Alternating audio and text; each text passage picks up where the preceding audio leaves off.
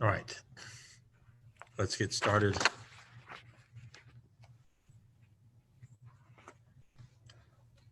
And I will call cause number 10,710 for the case style, the state of Texas versus Deonica Dominique Vasquez.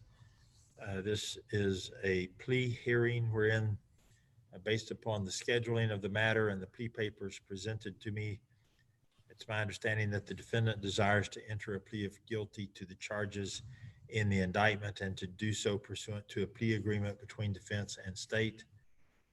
Um, with Before calling for announcements, let me also announce that this proceeding is being conducted by remote video teleconferencing technology. We are using the Zoom platform to accomplish that. Also, to comply with Office of Court Administration directives, uh, this proceeding is also being published on the court's YouTube channel, thus providing the public with access uh, to the hearing. Further, this court is open and this courthouse is open, so people from the public who want to attend court are also permitted to do so by actual attendance, uh, like was in existence prior to the pandemic. With those pronouncements out of the way, I call upon the state's counsel. Is the state ready to proceed on the basis I announced? The state's ready, Your Honor. And I would announce also that the state is proceeding on count one of the indictment and abandoning counts 2 and 3 of the indictment. All right. Thank you for doing so. That was something I had noted before you all got on this conference that we would need to get established on the record. And so I appreciate you doing that. Ms. Fay, on behalf of the defense and your client, are you ready to proceed? Present, ready, Your Honor. Uh, just for the record, let me also advise that I am issuing an order prohibiting anybody from recording this proceeding by any means, electronic or otherwise, except the court's official court reporter who is present in this video conference as an attendee or as being present in the video conference, but he is also present in the courtroom and recording this proceeding, transcribing it as the official court reporter, just like this were a proceeding being conducted in person. Anyone who violates this order and records it in any fashion is subject to being held in contempt, punishable by 6 months in jail and or a fine not to exceed $1,000. That statement or pronouncement out of the way, let's begin this proceeding. Are you Deonica Dominique Vasquez? Yes, sir. Ms. Vasquez, an indictment has been returned into this court alleging 3 counts of third-degree felony child abuse. You have heard the district attorney announce that he is, as a part of the plea agreement, proceeding only on count 1 and abandoning counts 2 and 3. Even so, you have the right to have the indictment read out loud to you here in open court. Do you wish to have the indictment and in particular the count that the prosecutor is proceeding on read out loud to you? No, sir. Do you understand that the indictment alleges a third-degree felony offense of child abuse, specifically count 1 alleging that you caused bodily injury to a child 14 years of age or younger by striking him with a belt and hairbrush? Do you understand that's the basic allegation in count one. Yes, sir. Understanding the allegations in the indictment, to those allegations in count one, how do you wish to plead? Guilty or not guilty? Guilty. Do you understand that you do not have to enter a plea of guilty? You have the absolute right to enter a plea of not guilty. And further, you have the right to not have it used against you or held against you just because you might exercise that right. Do you understand that? Yes, sir. You also have the right to have a minimum of 10 days notice of the charges pending against you. Now we know, because your case has been pending for several months and we have had several hearings, as I recall, early on in person and then subsequently by a video teleconference hearing like we're doing now. Is that your recollection? Yes, sir.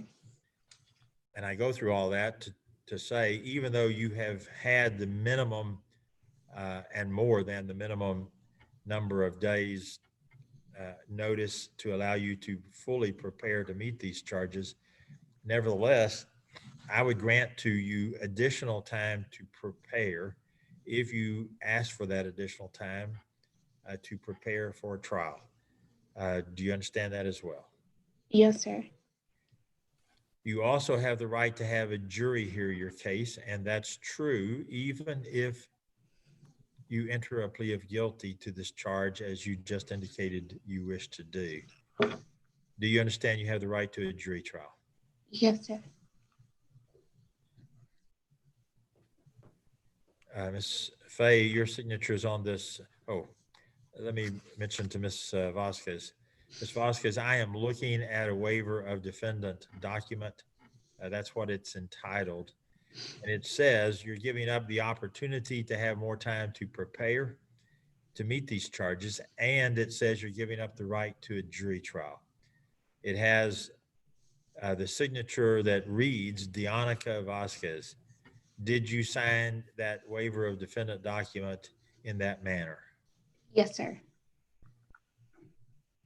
And giving up those rights, is that what you still wish to do as a part of this plea agreement? Yes, sir. Ms. Fay, your signature's on the document as well. Are you joining your client in these waivers? I am, Your Honor. And Mr. Smith, your signature is likewise on the document. Is that evidencing the state's joinder in the waiver of the right to a jury trial? Yes, Your Honor. All right, I'll accept the waivers and we will proceed. Ms. Vasquez, there are other rights and admonitions I must cover with you.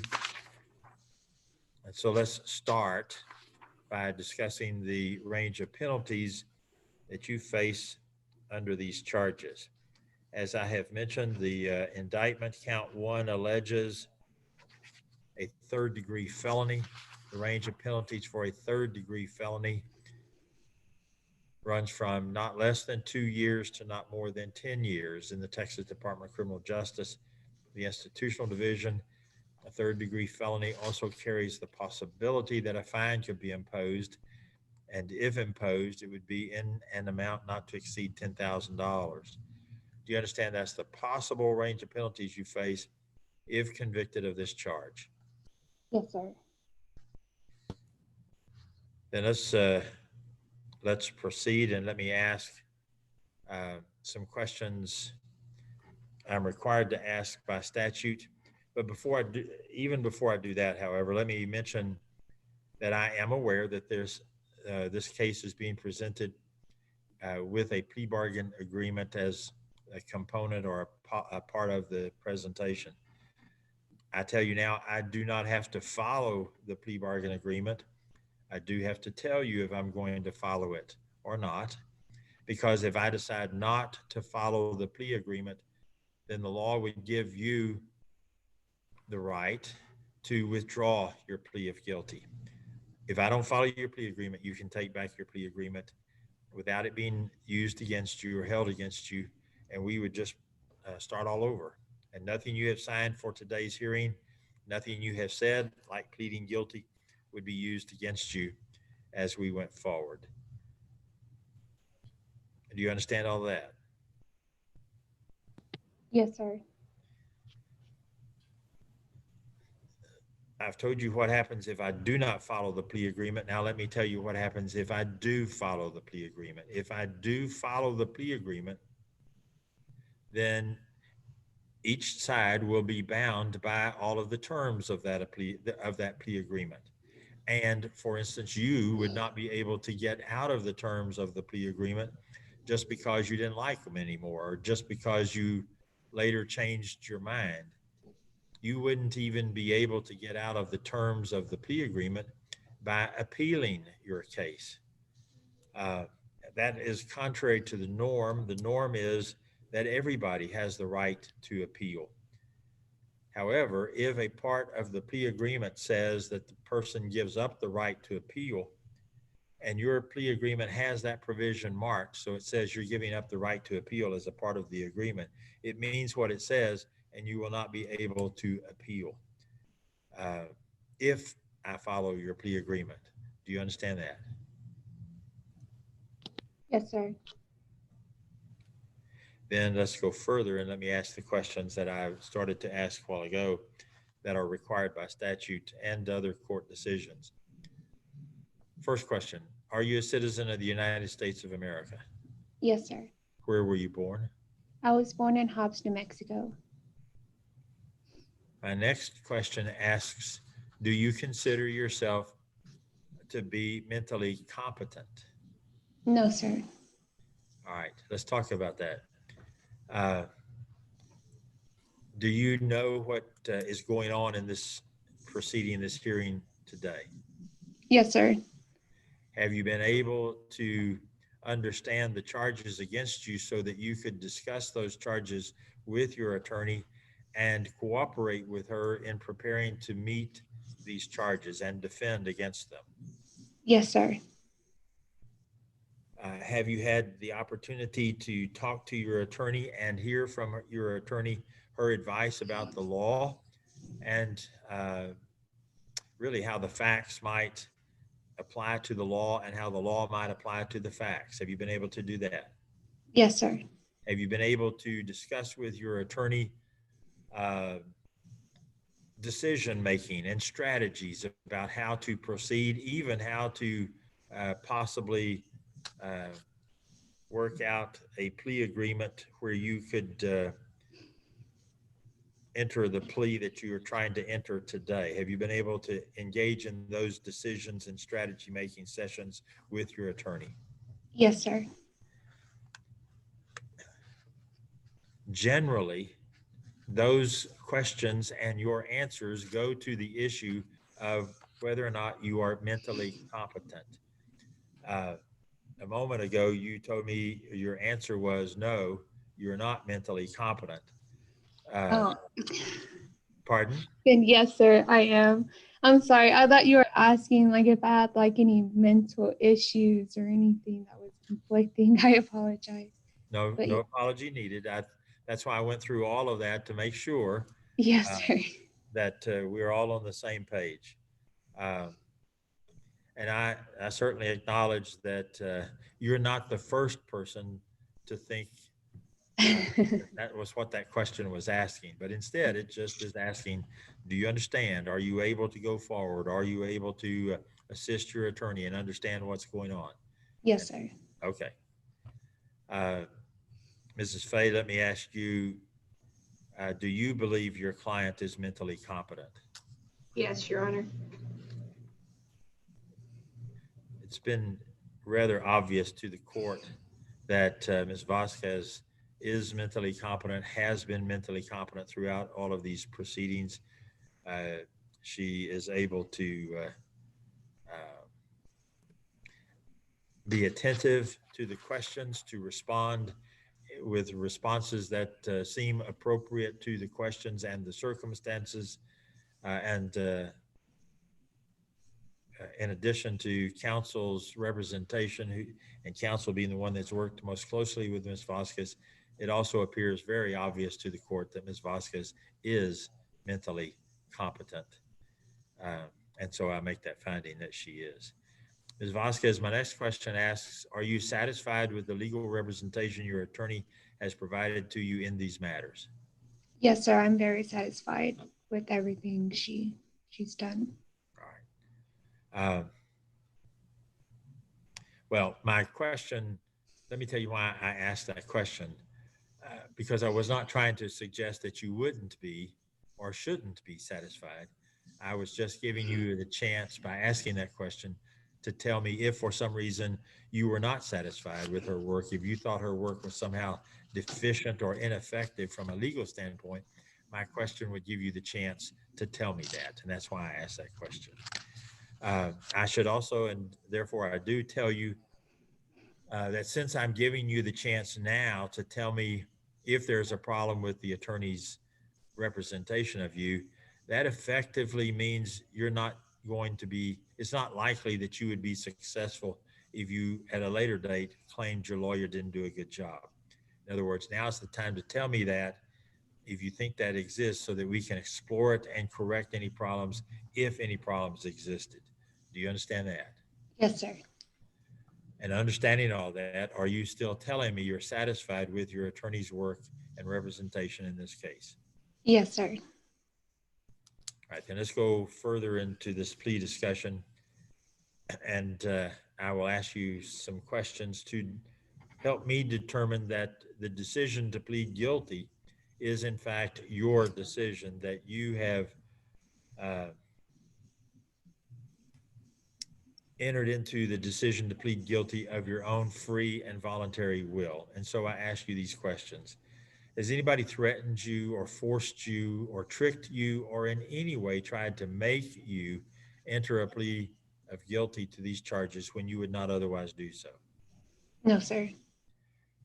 Has anyone promised to get you some benefit or pay you something just to get you to plead guilty when you would not otherwise do so?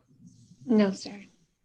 Are you telling me then that you are pleading guilty to this charge because the truth is you are guilty of this charge, and that's the only reason you would plead guilty to this charge? Is that what you're telling me? Yes, sir. All right, those are all the questions I have at this time. Mr. Smith, you may proceed. Your Honor, the state offers for evidence a document which is marked as State's Exhibit 1, that document being this defendant's signed and sworn stipulation of evidence in this case. No objection, Your Honor. All right, Ms. Vasquez, let me talk to you now then about the stipulation of evidence that also has the signature of Dianica Vasquez. There are some other rights that surround the stipulation that I need to discuss with you. First, I tell you that the state is required to produce some evidence in a guilty plea hearing to show that the defendant is guilty of the charge. We have that as a part of our law because it helps to ensure that another right that belongs to you is in fact provided to you. That other right that I'm talking about is the right to confront the witnesses against you. The right to confront the witnesses means you have the right to see those witnesses as they testify, to hear their testimony in person, so that you can assist your attorney in cross-examining those witnesses. They literally must be in your hearing, so you can see them in hearing and hear them. But the stipulation of evidence says you're giving up the right to confront the witnesses against you, which means the state doesn't have to bring their witnesses to court at all. Did you realize you were giving up that right when you signed the stipulation of evidence? Yes, sir. The stipulation also says you're giving up your right to remain silent, and you're giving up your right to be free from self-incrimination, which is the right to not be forced to give evidence against yourself. And instead, you are giving evidence against yourself because the stipulation says, and therefore it is, a judicial confession wherein you are confessing that the all of the material allegations set out in count 1 of the state's indictment are true. That is, that you committed the offense of causing bodily injury to a child 14 years of age or younger by striking him with a belt or hairbrush. Did you know you were admitting to the commission of this offense when you signed the stipulation of evidence? Yes, sir. All right, State's Exhibit 1, the signed sworn stipulation of evidence is received as evidence in this case. State rest, Your Honor. Rest and close, Your Honor. State closes.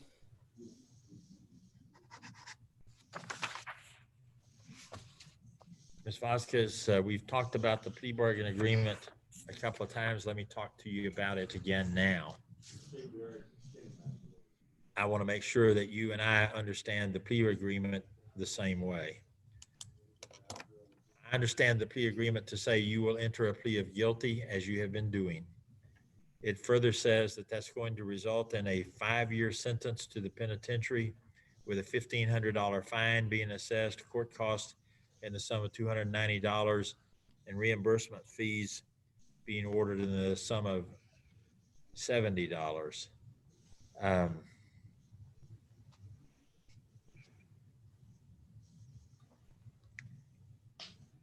It also says that you will be granted probation for a period of 5 years, and further that probation would be a deferred adjudication probation.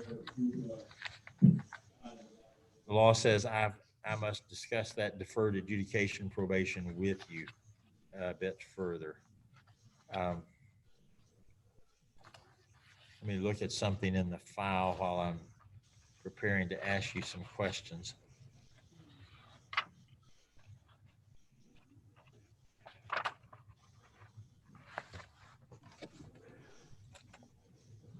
The law says I must tell you that there are benefits and detriments to a deferred adjudication probation, such as listed as a part of your plea agreement.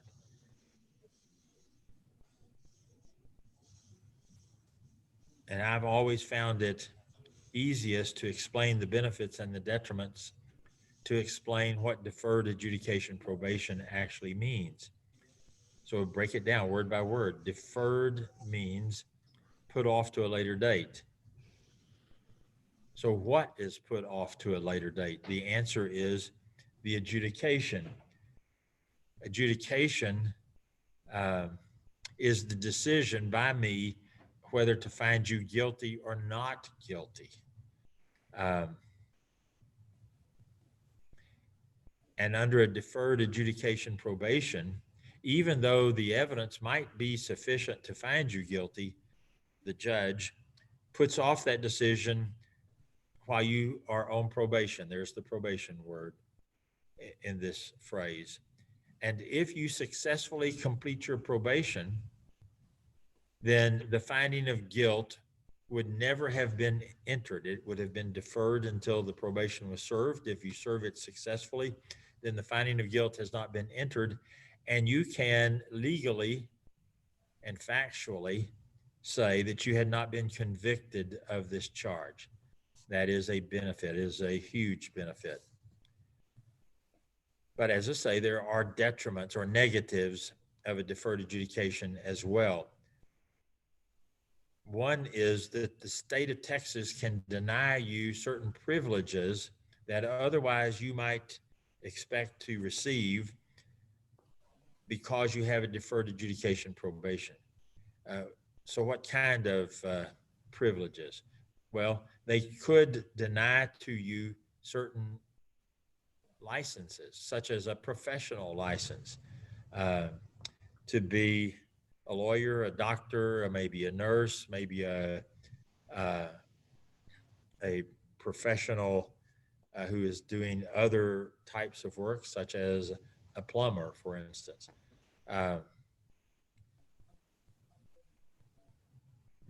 That would be a detriment to you. It's also possible that private individuals or private companies might discover your deferred adjudication probation and deny you certain privileges as well, such as the privilege of going to work for them, or the privilege of getting a raise or a step up in employment capacity.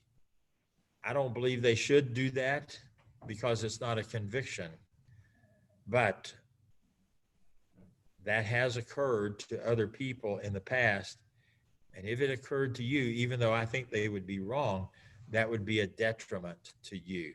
Do you understand there are both benefits and detriments to a deferred adjudication probation? Yes, sir. Then let me ask you two questions. The first one is, have I stated and I've left something out of your plea agreement, and let me get back to that. The other aspect that I left out was that cause number 10,709 would be dismissed as a part of this plea agreement. And as you've already heard the district attorney say, counts 2 and 3 would be abandoned, which is effectively dismissing them. And that those things are a part of your plea agreement. Have I stated your plea agreement accurately, including the deferred adjudication probation part, the same way that you understand the terms of the plea agreement to exist? Yes, sir. Are you asking me to approve of your plea agreement? Yes, sir. Are you asking me to approve of your deferred adjudication probation portion of the plea agreement? Yes, sir. And since I've already discussed this, I didn't really put it in just the discussion of the plea agreement, but do you understand that a part of the plea agreement says you cannot appeal if I follow that plea agreement? Yes, sir.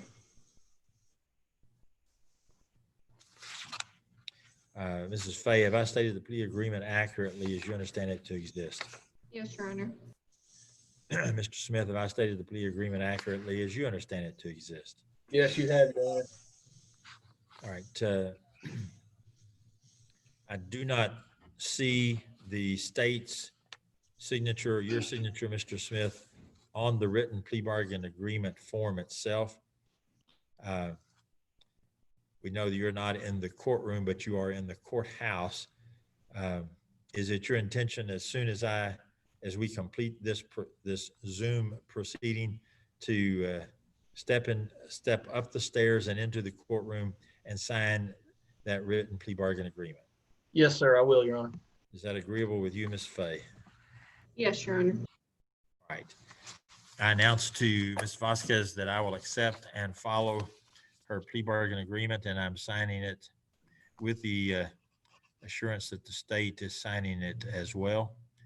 And I will also sign the motion to dismiss cause number 10,709, which has been prepared and presented to me as well. All right, let's proceed. This is 10,710, proceeding on count 1.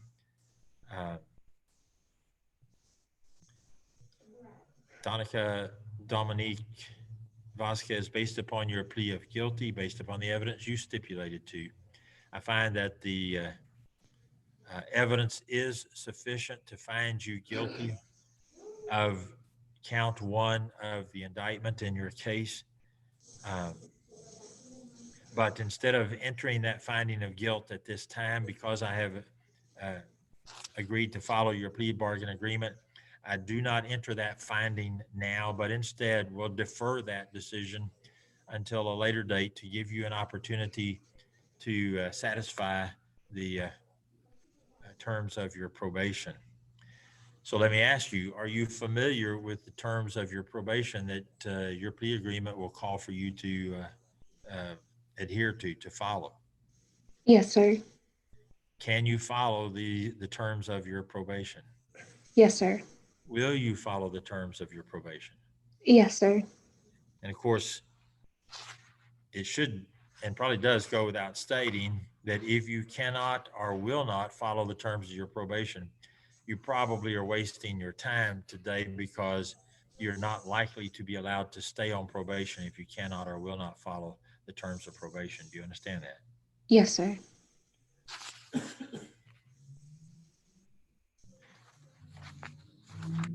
Are you able to read and write the English language?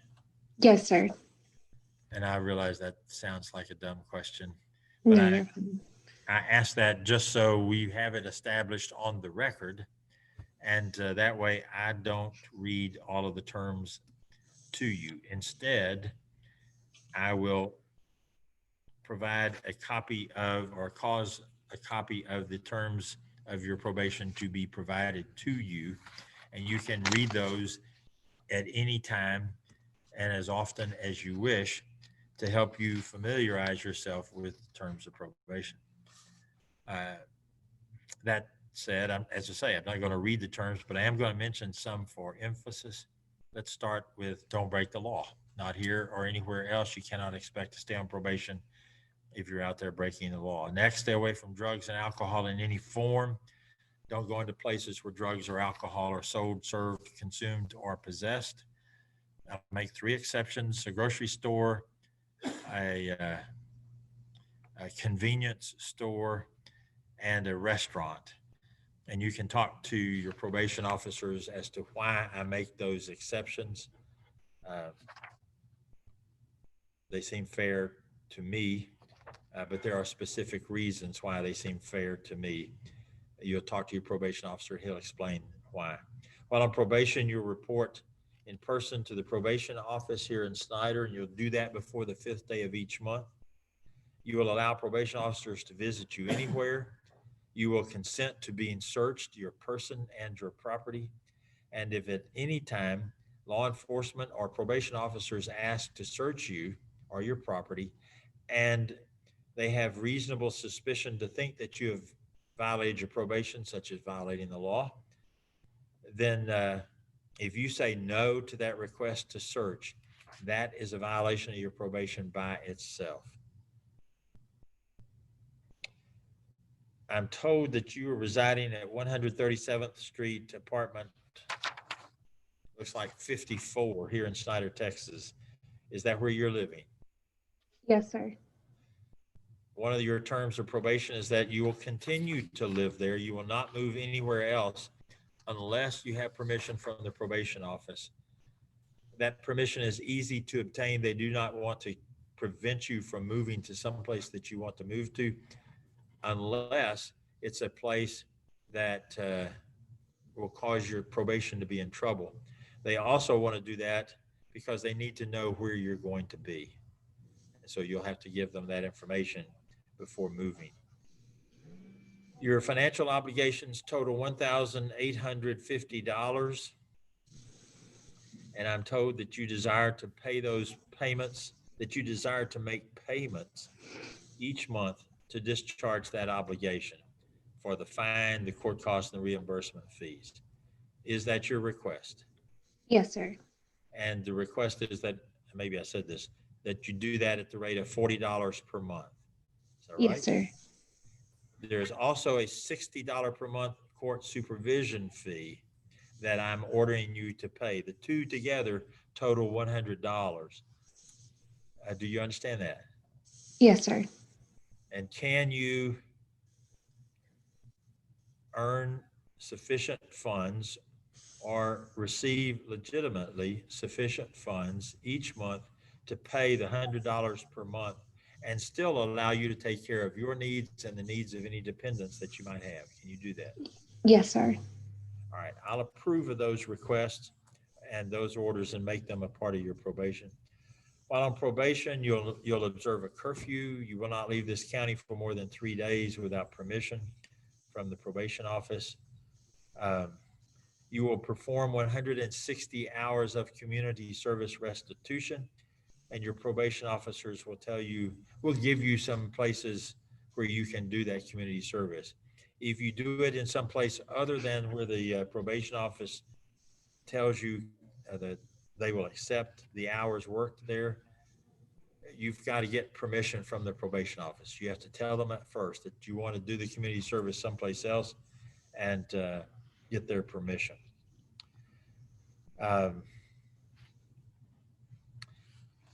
last rule I want to talk to you about is a probation performance review. You will come back to see me on the 12th day of November of this year, 2020, for what I call a probation performance review. It's where I check to see if you're following all the rules of probation.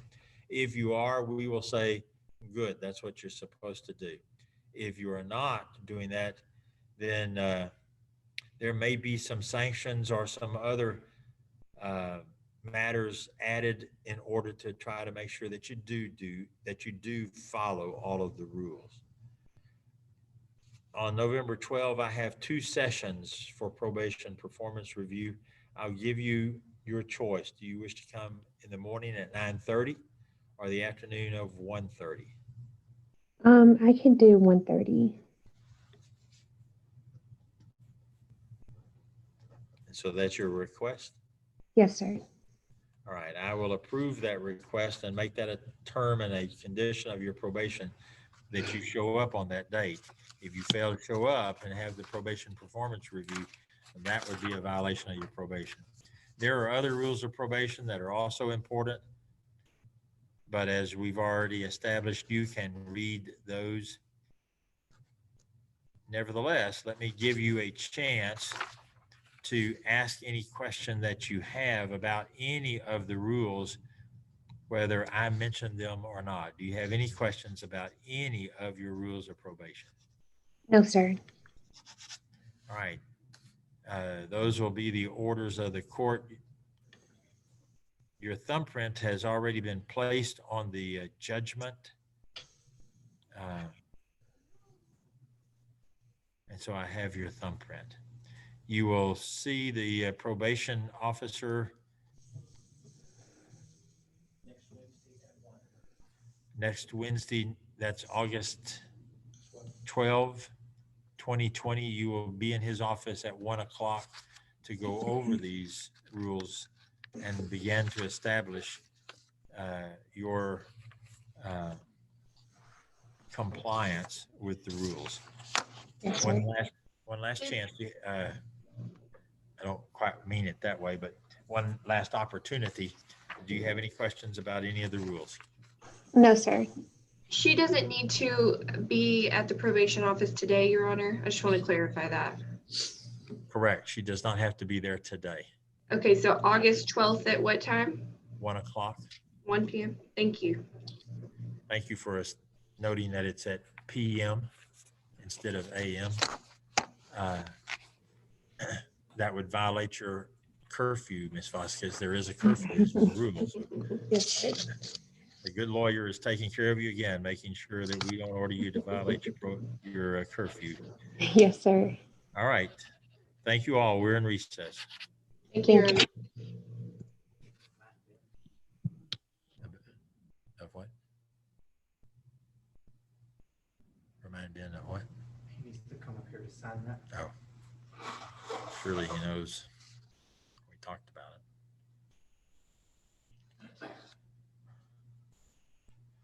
Was sign on? Somebody was on. Said you. It did say you. He might have been in my office on my computer. I- I'm set up, ready to go.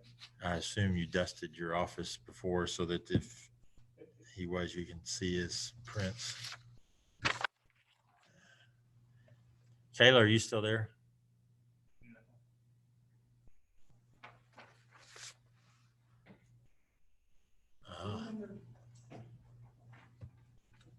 Well, you had a little square.